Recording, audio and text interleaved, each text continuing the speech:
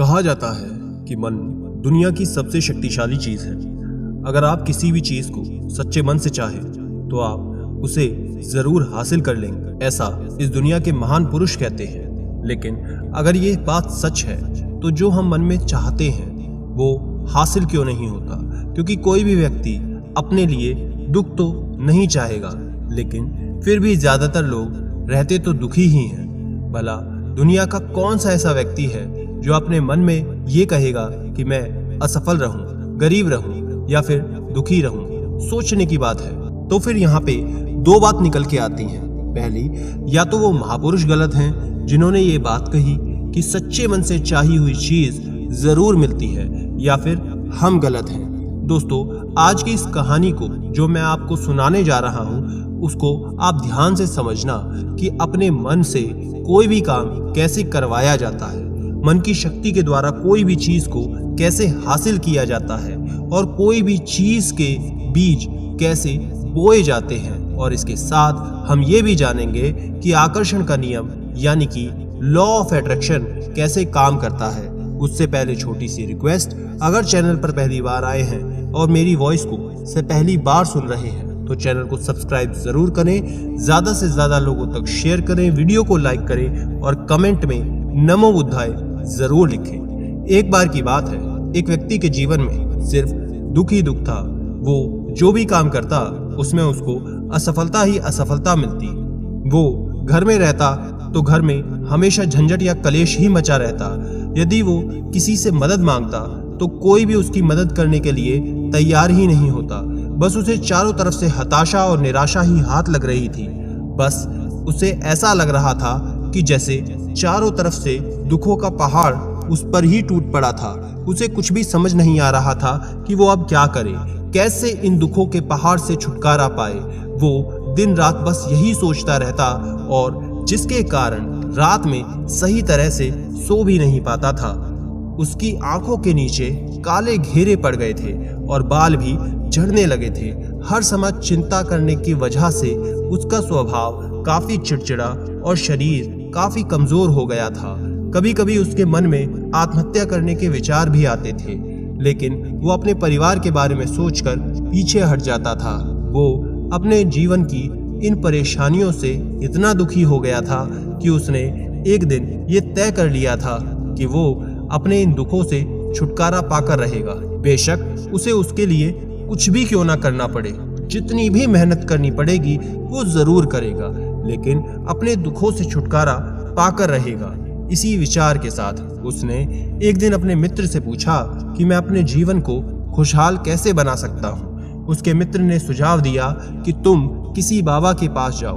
बाबा के पास ऐसे मंत्र होते हैं जिससे व्यक्ति के जीवन के सभी दुख खत्म हो जाते हैं और धन संपदा भी आती है।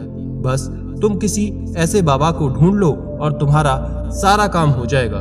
उस आदमी के मन में ये बात अब बैठ गई थी कि कोई बाबा ही उसकी समस्या का समाधान कर सकते हैं। अब उसे जिस भी बाबा के बारे में पता चलता वो उनके पास चला जाता और अपनी सारी समस्या बताकर समाधान पूछता और कहता, बाबा मैं सब कुछ करने के लिए तैयार हूँ, आप जो कहेंगे मैं वो सब करूँगा, बस आप मुझे मेरे दुखों से मुक्ति दिला दीजिए। बाबा उसे कुछ उपाय बता देते और कहते कि इस उपाय को करने के बाद तुम्हारे घर में सुख शांति बनी रहेगी, लेकिन ध्यान रखना इन उपायों को पूरे नियमों के साथ करना। बाबा उन उपायों को बताने के बदले उस व्यक्ति से अच्छा खासा दान दक्षिणा ले लेते। वहीं घर जाकर वो व्यक्ति पूरे नियम से विधि के साथ उन सभी उपायों को करने लगा, लेकिन बहुत से उपायों को करने के बाद भी उसके जीवन में कोई खास बदलाव नहीं आया। इसके विपरीत दान दक्षिणा देते देते उसका धन ही खत्म होने लगा था, जिससे उसकी समस्या और बढ़ने लगी थी। तब उसने ये देखकर ये सोचा कि इन बाबाओं के पास जाने से तो मेरी मुश्किलें और बढ़ रही हैं। क्या करूं, इन बाबाओं के पास जाऊं या ना जाऊं?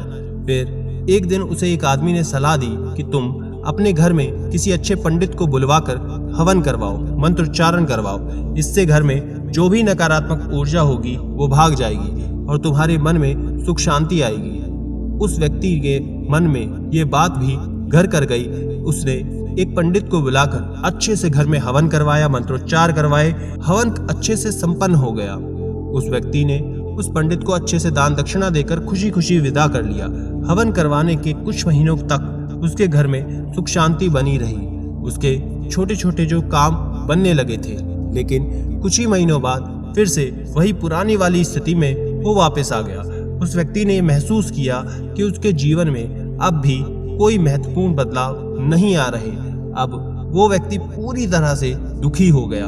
अब वो पहले से ज्यादा दुखी रहने लगा। अब वो ये सोच सोचकर और ज्यादा परेशान रहने लगा कि उसके जीवन से दुख कभी खत्म नहीं होगा, जिसके कारण उसकी हालत और ज्यादा बुरी हो गई। फिर एक दिन उसे अपने मित्र से एक ऐसे बाबा के बारे में पता चला जो समाधान देने के बदले कोई दान दक्षिणा नहीं लेते।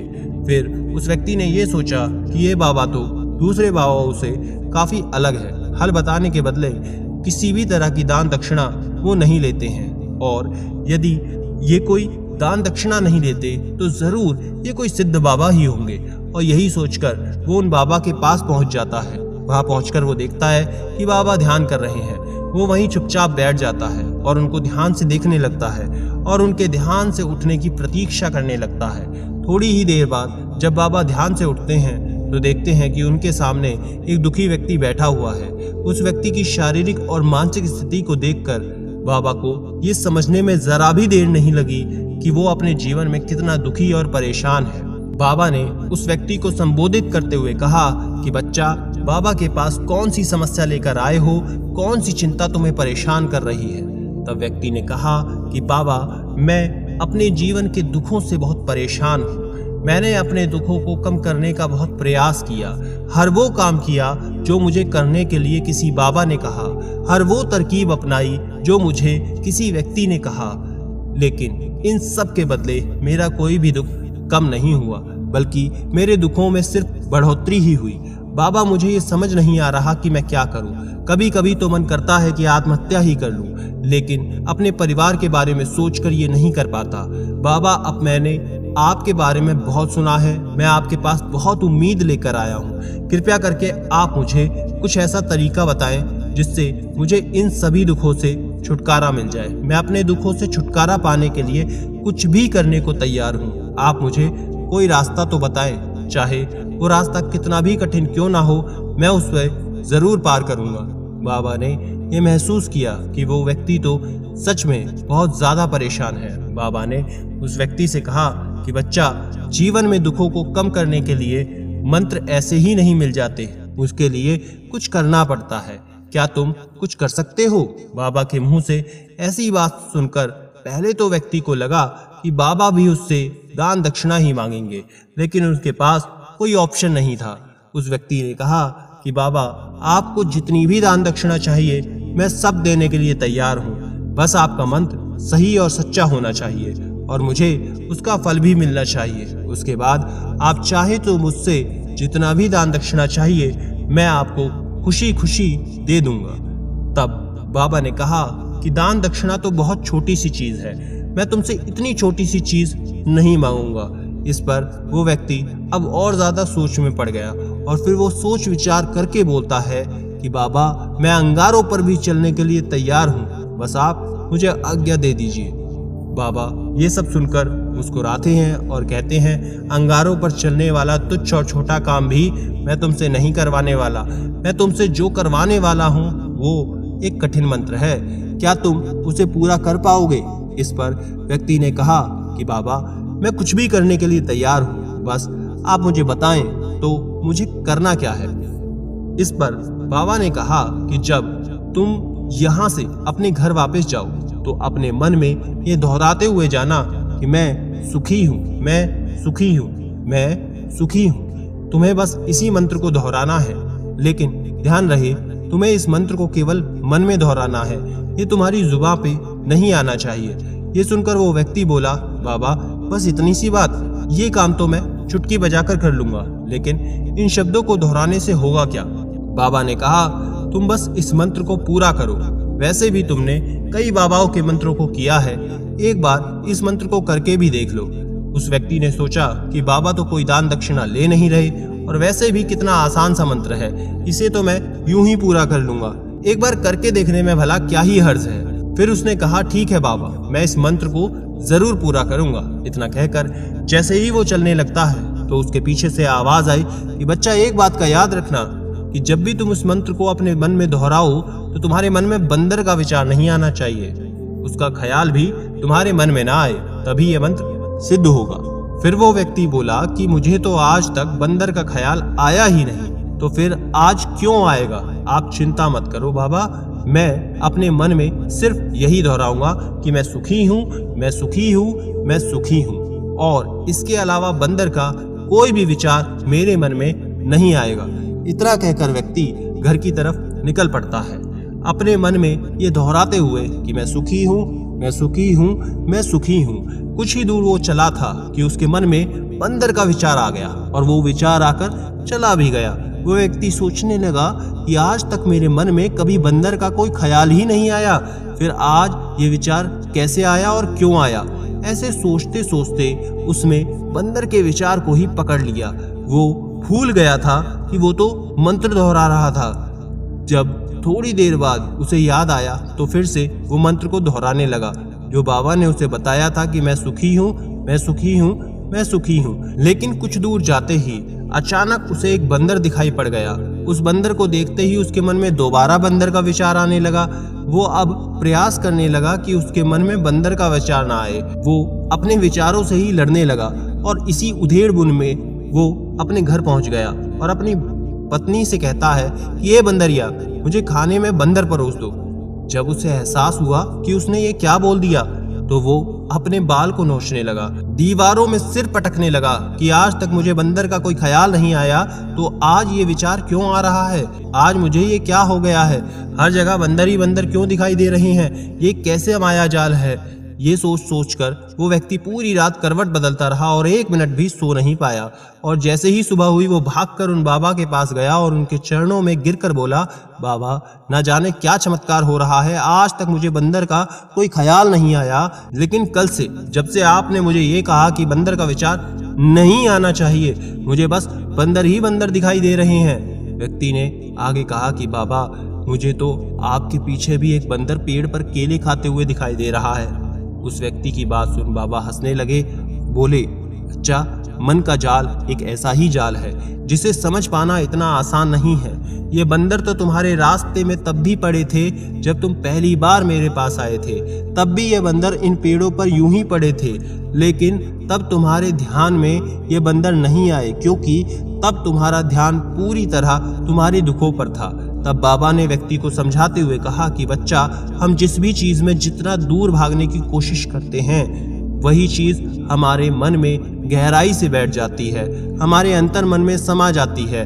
वास्तव में हम जिस किसी भी चीज से छुटकारा पाना चाहते हैं, हम उससे छुटकारा इसीलिए पाना चाहते हैं क्योंकि वो चीज हमसे बहुत गहराई से जुड़ चुकी है, और हम जितना उस चीज से दूर जाना चाहते हैं वो उतनी ही गहराई से हमारे मन में बैठती चली जाती है और अंततः हमारे अंतर मन में घर कर जाती है। ऊपर से तो हम सभी सुखी होना चाहते हैं और हमारे होठ भी यही बोलते हैं कि मैं सुखी हूँ, मैं सुखी हूँ, मैं सुखी हूँ, लेकिन हमारे अंतर मन में दुख होते हैं। हमारे विचारों में, हमारे मन में बस हमें दुख ही दिखाई पड़ता है।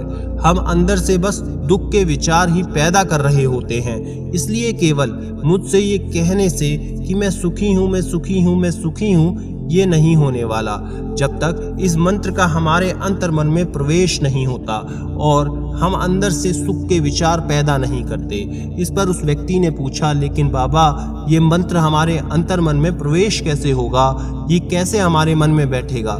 बाबा ने कहा, अपने दुखों से लड़ना बंद करो। जब तक तुम अपने दुखों से लड़ते रहोगे तब तक ये सब दुख तुमसे चिपके रहेंगे, तब तक ये दुख तुम्हारे अंतर मन में अपना राज करते रहेंगे, और जिस दिन तुम इन दुखों के बारे में सोचना बंद कर दोगे, ये दुख तुम्हारे जीवन से दूर हो जाएंगे। क्योंकि किसी भी चीज से छुटकारा पाने के लिए हमें उस चीज के बारे में सोचना पड़ता है, और हम जिस चीज के बारे में जितना ज्यादा सोचते हैं वो उतनी ही गहराई से हमारे मन में बैठती चली जाती है। हम ज़्यादातर समय अपने दुखों के बारे में ही सोचते रहते हैं। हम ये भी मानते हैं कि हमारे जीवन में दुख है और हमें इससे छुटकारा पाना है, और बार बार ऐसा सोचने की वजह से ये दुख हमारे अंतर्मन में बैठ जाते हैं और हमें इसका पता भी नहीं चलता। इसलिए अगर तुम अपने दुखों से छुटकारा पाना चाहते हो तो तुम इन दुखों के बारे में सोचना ही छोड़ दो, फिर देखना तुम्हें तुम्हारे दुखों से मुक्ति मिल जाएगी। दोस्तों, आपने देखा होगा कि अक्सर लोग धूम्रपान छोड़ना चाहते हैं, शराब छोड़ना चाहते हैं या फिर किसी गंदी लत को छोड़ना चाहते हैं। वो सुबह अपने आप से ये वादा करते हैं कि वो ऐसा कुछ नहीं करेंगे, इन सब आदतों को छोड़ देंगे, और शाम को नशे में चूर हो जाते हैं। आखिर ऐसा होता क्यों है कि जो हम सोचते हैं वो पूरा नहीं होता? असल में हम उस समस्या को ज्यादा महत्व दे रहे हैं। जब भी उस चीज को छोड़ने के बारे में ज्यादा सोचते हैं तो अपने मन में उस चीज की अहमियत बहुत ज्यादा बढ़ा देते हैं, और हम जितना ज्यादा उस चीज के बारे में सोचते रहते हैं हमारा मन उतना उस चीज के पास भागता है। इसलिए हमें उस चीज से लड़ना नहीं है, बल्कि बिना सोचे गुजर जाना है। और अगर हम उस चीज को अच्छे से समझ जाते हैं तो हम अपने जीवन को जी पाएंगे, उसे अपने अंतर्मन में डाल सकते हैं। और अगर एक बार वो लक्ष्य हमारे अंतर्मन में बैठ जाता है तो सफलता पाने में कोई भी समस्या नहीं आती, कोई भी दिक्कत कभी नहीं आएगी। आशा करते हैं ये जानकारी आपके बहुत काम आएगी और इससे आपको बहुत लाभ होगा। धन्यवाद।